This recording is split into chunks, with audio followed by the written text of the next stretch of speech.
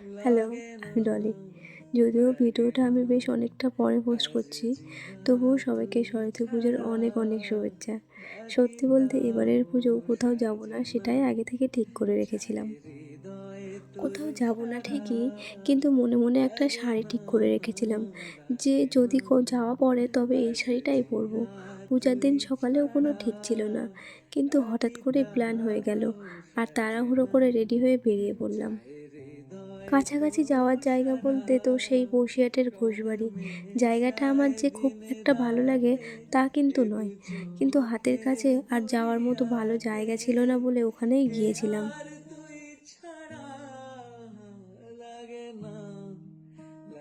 সেখানে গিয়ে একটু ঘোরাঘুরি হলো আর বেশ কিছু ছবিও তুললাম।